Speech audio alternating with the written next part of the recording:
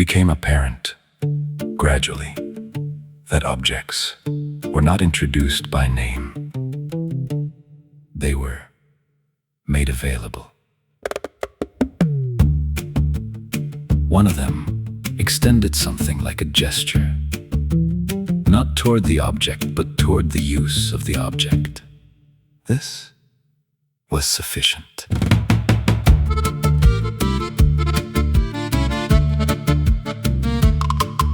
I followed the direction of the indication and found what I would normally call a chair. No word was offered. It existed by being where sitting could be, a surface aligned with the shape of me. No label required, no naming applied. The function was present, the word set aside. They indicated again, slightly lower, slightly forward, with a motion that included my attention. This also sufficient. A container, though not called that, appeared within reach of the gesture. I lifted it. It answered the question I hadn't prepared. By being the object the moment had shared, no need to identify, classify, prove it functioned correctly the second I moved. I attempted to assist. The word did not attach.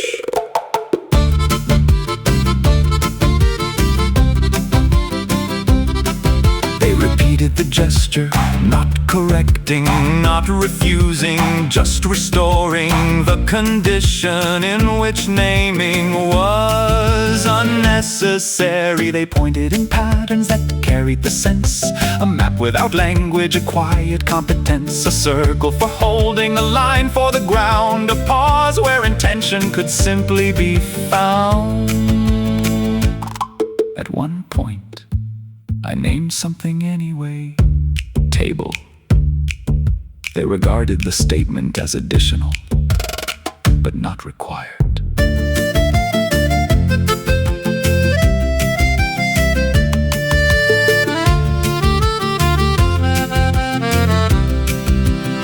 The object remained unchanged. It did not become more by being declared. The word only added a layer it never had shared.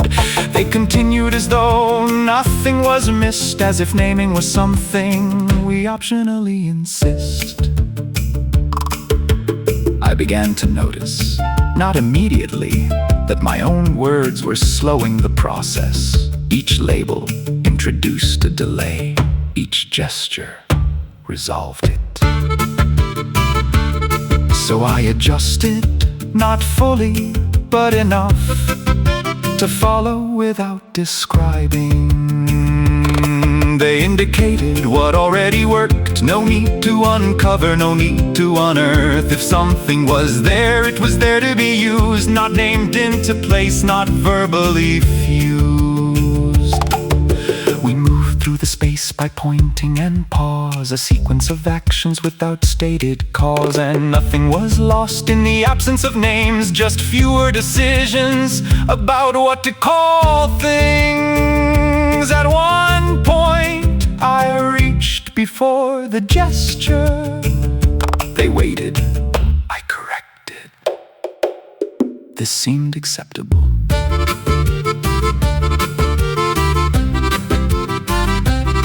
They indicated the world as it stood, complete in its function, already understood. And though I retained my habit of speech, it felt less essential with each passing reach.